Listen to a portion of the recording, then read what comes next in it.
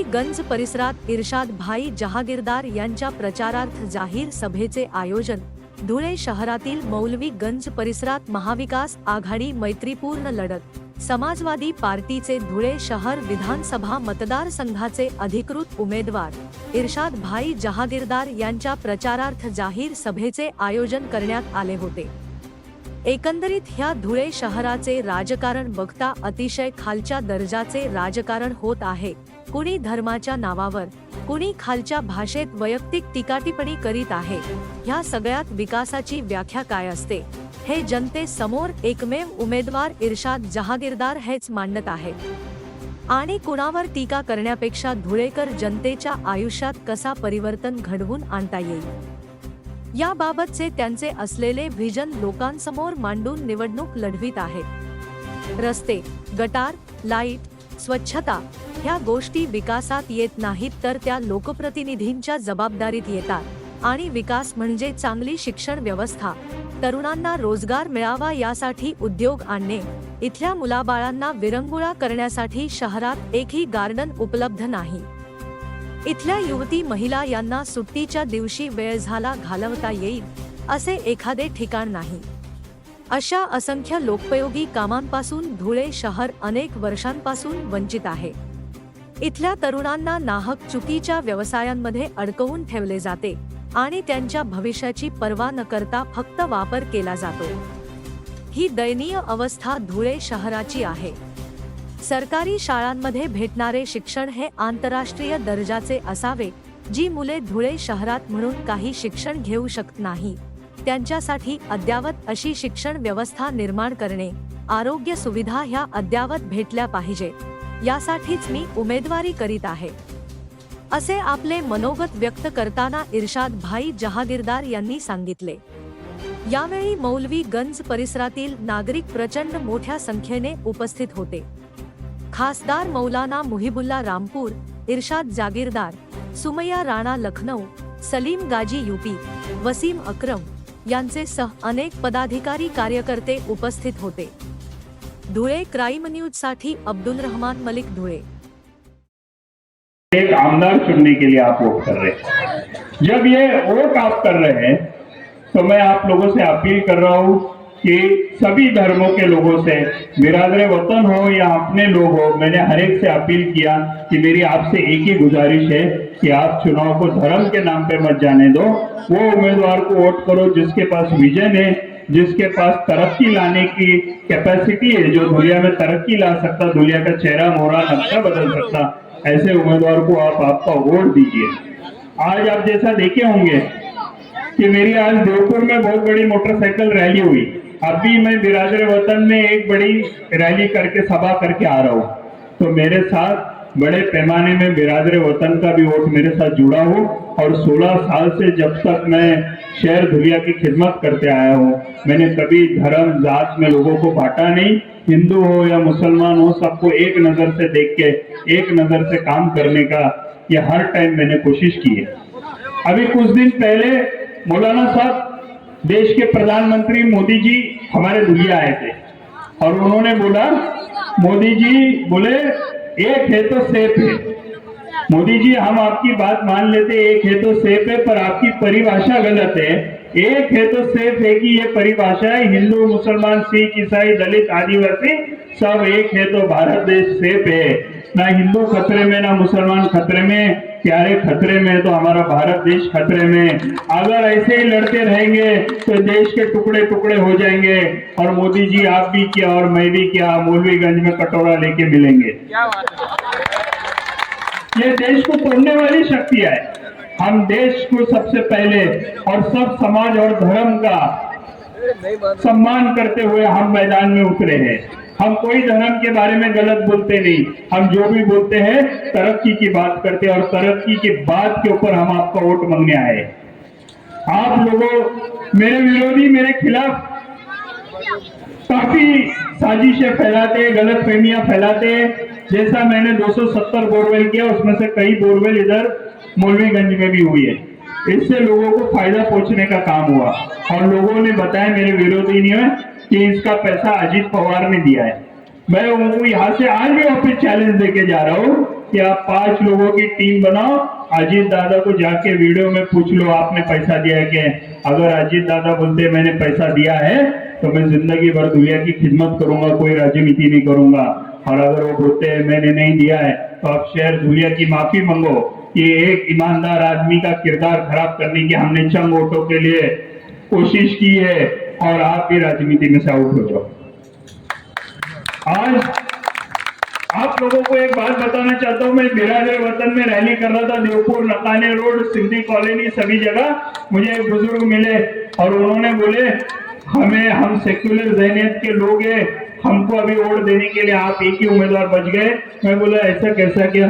तो बोले तीनों जो उम्मीदवार है तीनों के फोटो हमारे पास है, बीजेपी का गमछा डालेला, तुम्हारा फोटो कभी बीजेपी का गमछा डालेला नहीं है, अगर तुम्हारा फोटो कोई बता दे तो मैं 1 लाख रुपए दूंगा।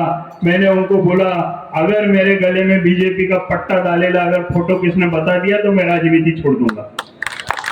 अरे जो बीजेपी के साथ लड़े, जिनके गले में बीजेपी का फोटो रहा, बीजेपी जितने में जिनने ढोल ताशे लगाए, आज वो सेक्युलर बन के आपकी वोट, कौम की वोट, मिल्लत के नाम पे वोट मांगने का काम कर रहे। हम ऐसे लोग नहीं है, हमारी विचारधारा सेक्युलर है और मरने दम तक सेक्युलर रहेंगी। जब हुजूर के शान में गुस्ताखी हो गई, हमने अजीत दादा को बोले कि आप इसके ऊपर स्टेटमेंट करो, और अजीत दादा बोले मैं स्टेटमेंट नहीं करता। उन्होंने उस पर स्टेटमेंट नहीं किया, मैंने डिसीजन लिया कि हमें समाजवादी पार्टी ज्वाइन करनी है और अजीत पवार मुझे रुकाने की कोशिश की है। आप लोगों को मैं आज बहुत बड़ी बात बता के जाता हूँ कि अजीत दादा मुझे बोले तुझे आमदार बनाता विधान परिषद पे, रुक जा।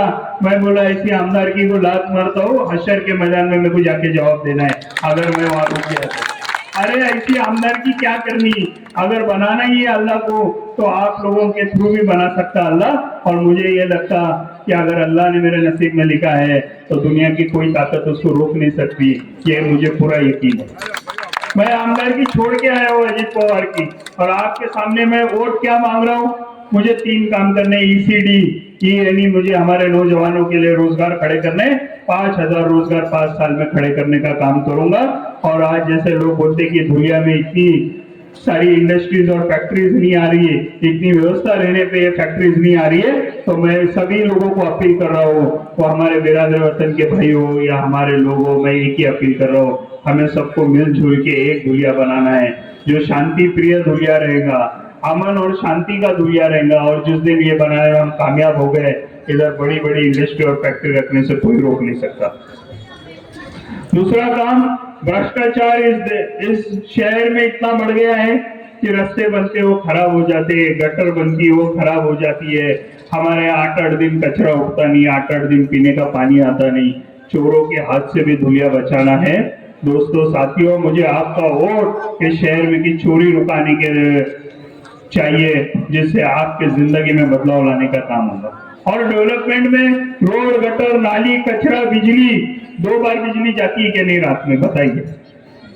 तो ये सब रोकने के लिए मैं इसको कोई डेवलपमेंट मानता नहीं, इसको मेरी जिम्मेदारी मानता हूँ कि मेरे लोगों के लिए उसे अच्छी सुविधा देने का काम मुझे करना है। पर डेवलपमेंट में मैं 2 काम करना चाहता हूँ। हमारे गरीबों के बच्चों के लिए 10 स्कूलें ऐसी बनाना चाहता हूँ कि जिधर बैठा हुआ हमारा गरीब का बच्चा जो पढ़ रहा है, वही बम्बई और दिल्ली में लाखों रुपए देके जो सेठ का बच्चा पढ़ रहा है वही पढ़ाई हमारे गरीब के बच्चे को मिले।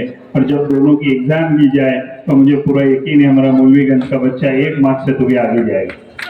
हमारी बहन बेटियों के लिए मैं गर्ल्स गवर्नमेंट कॉलेज बनाना चाहता हूँ 11वीं से पोस्ट ग्रेजुएशन के लिए, जिसकी टीचर से लेके आखिरी कर्मचारी लेडीज रहेंगी, एक भी जेंट्स को एंट्री नहीं रहेंगी, एक भी पुरुष को एंट्री वहां नहीं रहेंगी। और जब हमारी बहन बेटी वहां से पढ़ के निकलेगी तो मैं आपको ये गवाही देता हूँ वो भी 7 समंदर पार दुनिया का नाम रोशन करेगी। ये काम हम करना चाहते हैं, ये बातों पे कोई बोलने को तैयार नहीं। और सबसे खेदजनक बात यह है 75 साल से ऊपर हमें आजादी मिलके हो गई, पर आज भी मौलवीगंज का कोई गरीब आदमी बीमार पड़े तो उसको 350 किलोमीटर दूर मुंबई ले जाना पड़ता है कि नहीं। हम 100 बेड का गवर्नमेंट सुपर स्पेशलिटी हॉस्पिटल या सिविल में लगाएंगे, जिधर हमारे कोई भी गरीब दुनिया नंदरबार जगह का अगर बीमार पड़ा तो उसकी इलाज या हमारे दुनिया में होगा और जल्द से जल्द अपने घर तंदुरुस्त होकर जाएगा। ये आपको मैं गवाही देता हूँ। और आप लोगों को एक बहुत बड़ी बात बता के जाता हूँ, वक्त बहुत कम है, अब मौलाना साहब भी अपने ख्यालात आपके बीच में रखेंगे।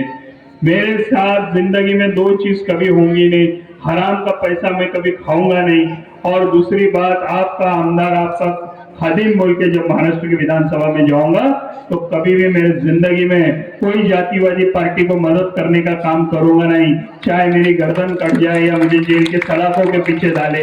जैसा वसीम भाई ने बोले कि कुछ लोगों ने पैसे लेके मुख्यमंत्री से बीजेपी को वोट देने का काम करे, और वही वोट के वजह से जो दो खासदार बढ़ गए बीजेपी के, उसकी तकलीफ मौलाना साहब को वक्फ बोर्ड का बिल बचाने में हो रही है।